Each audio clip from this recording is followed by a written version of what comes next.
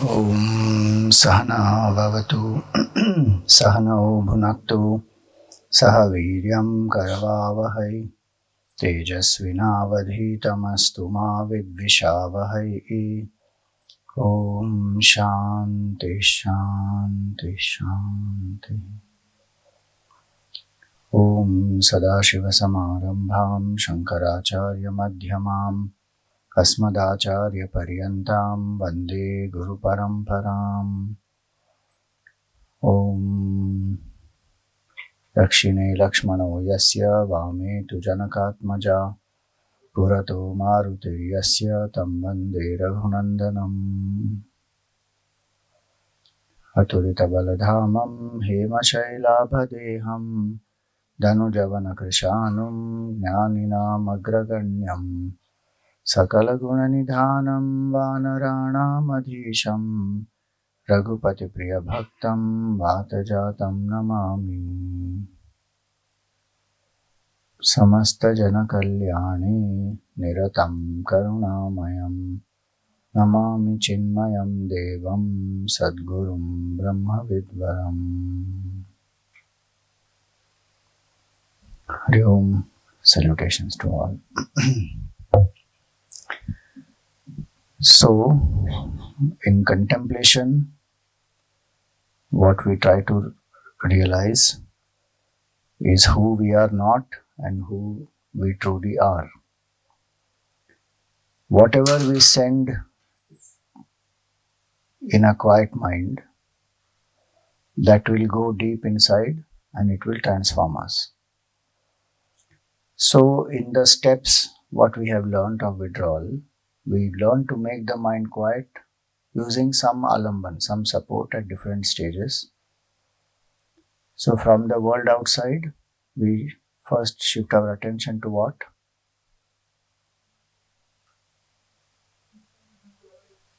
From the world outside to body, then breath, then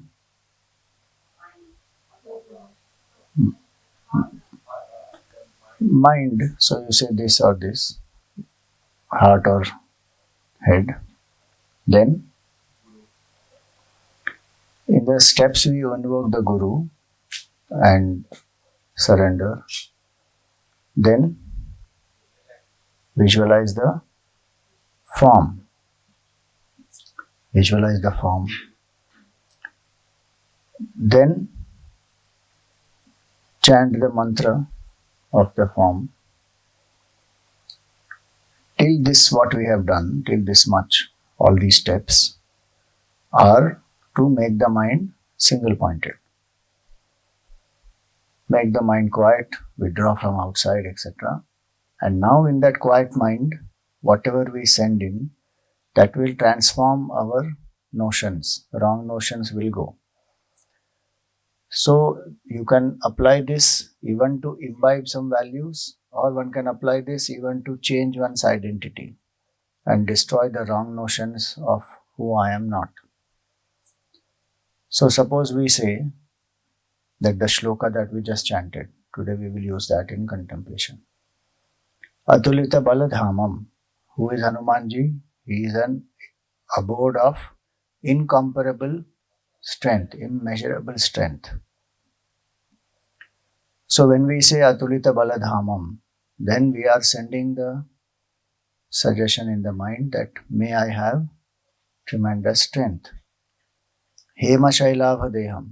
He is golden in his hue, in his appearance. What does that mean? Swamiji, will I also have golden complexion after that?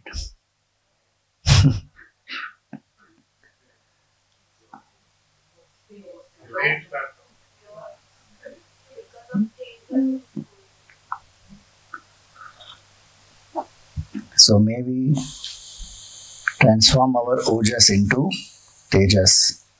The physical energy may we transform into the spiritual glow. And gold is pure. What do you call that? 24 karat gold and all that, no? Weight is just 0.1 Purity, impurity may be there, but rest of it is purest. So may our mind be like that, pure. Hema Shailavadeham. Dhanujavana Krishanum. He destroys the forests of demons, negativities, all that. So whatever are the negativities in us, may he be the destroyer of all that. Jnaninam agraganyam. He is the foremost amongst the jnanis. So may we also have the jnan. What is the jnan? Is the Atma Jnan. May we come to awaken to the self. Sakala guna nidhanam. To know the self, the mind has to be purified, dharma has to be followed. And so one of the expressions of dharma is values. There are so many values which are there. One value at least we choose, that this value I will live uncompromisingly. He is an abode of all values and virtues. We can choose at least one. So, Sakala Guna Nidhanam. Vanaranam Adhisham. He is the leader of all the monkeys. So, our mind also is a monkey. You please lead our mind. Surrender. Vanaranam Adhisham. And Raghupati Priya Bhaktam. All this is there because he is devoted, has surrendered to Bhagwan Ram. So may we also have that bhakti in our heart. Vatajatam namami. To that Hanumanji who is born of Pavan Devata, I prostrate, I salute. So this is a shloka. So in the quiet mind, we chant this shloka slowly and lift the mind to the state conveyed by these words. Imbibe these values.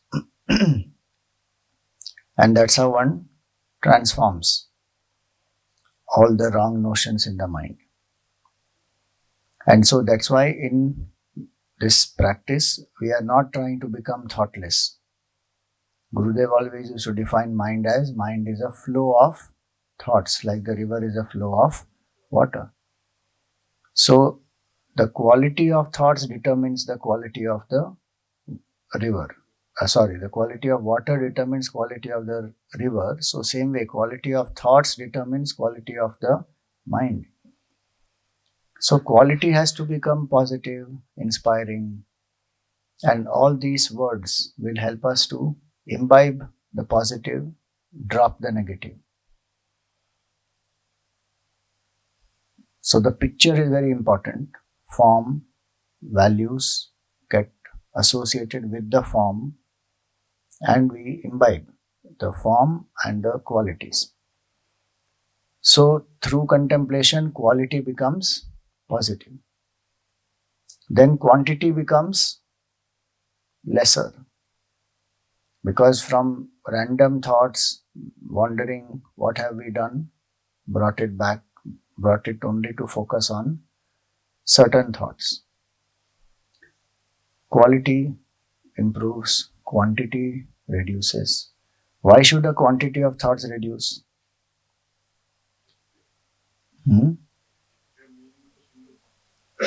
But why? Why we are moving to single pointedness? Why can't the mind have so many thoughts?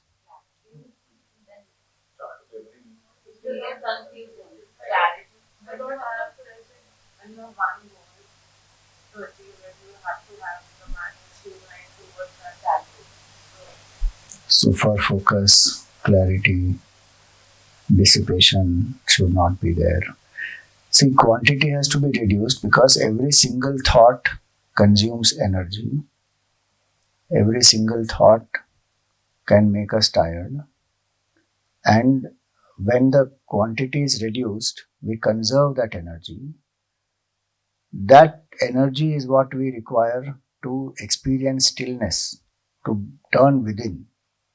When a thought arises, mind has gone out and it is expending a lot of energy, and in that process we lose touch with who we are. Many thoughts are extrovert. If quantity is reduced, then what happens? Quietude, when one attains, energy is conserved, and that is what we require to go deeper in contemplation. Steadiness in contemplation comes through that. If the mind is wandering a lot, contemplation can't be steady. If the quantity of thoughts is a lot, then the effort goes only in bringing the mind into the present. Then the deeper we can't go. You imagine a child, no? You want to feed the child. The food has to be given to the child. How can you give the food to the child? If the child is sitting, you can feed. If the child keeps running, every time the child runs, you bring it back and you feed little. Again, the fellow has gone out. Again, you bring. So, how much energy goes in that? That's what happens when the quantity of thoughts is a lot. That's why meditation tires some people. Why? Because wandering of the mind is so much. Then effort is going only in bringing it back every time. So some people get headache also. One cause is the quantity of thoughts is too much. There may be other causes. One has not slept properly, physical challenges are there, all that. But too much quantity. Today, one of the challenges is that so many young people have come and asked me, in the last 5 years, I've observed that much more than earlier. They say, Swamiji, how to reduce overthinking? How to reduce overthinking? Mind is engaging in so much thought because there is no anchoring, there is no focus. So if quantity becomes reduced, then stillness can be experienced. And in Vedant, most important is this. Why? Because this entire world we see and our perception about ourselves appears very real to us because of the quantity. Gurudev used to give the example of the movie. So what is a movie? Is it actually motion happening there? It is frames which are all still frames. Some 25, 30 frames per second are being projected. So there's an illusion of movement. If you reduce the frame rate, then what will happen? Slowly one will see things happening in slow motion. And after some time you will not see only, you will see these are all just pictures. There is nothing happening there. Our mind is like that. Because the mind is very fast, the world appears very real. If the quantity is reduced, then one will realize, this is all jada vastu. The thought is inert. Sentience is consciousness. And this entire play is experienced by us only because of this quantity. At what a fast pace this mind is projecting. So reduce the quantity. So it's not merely for concentration. All that side benefits actually they are. If the mind becomes quiet, memory will increase, concentration will improve, focus, efficiency, productivity, all that will happen. But the real reason is conserve the energy, make it quiet, and see that the world actually disappears. Literally, samadhi avastha, world is not even there. Why? Because the mind is fully absorbed. Savikalpa samadhi means only one thought. In that, the mind is gone, absorbed fully. So, no experience of the world. So, quantity reduces. And then the third thing, direction. The direction has to change. So, we focus on the form in the mind here, in this place or in the heart, and hold on to that. Please remember this and this, or even the mala, whatever we use, it is all a support for some time till the mind has got trained. After that, we have to drop that support. Why? Because it will keep us tied to the body level, physical level.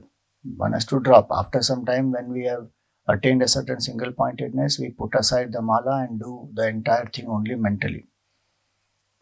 In the initial stages, here you will feel a throbbing sensation and hold on to that throbbing sensation, because if that is there, one knows that there is focus here. The moment that is gone, the mind would have wandered. So initially we hold on to that. In the heart, you will not have any throbbing sensation by itself like that, but anyway, the heart is beating. If you touch it, you will know, but otherwise, the focus is there.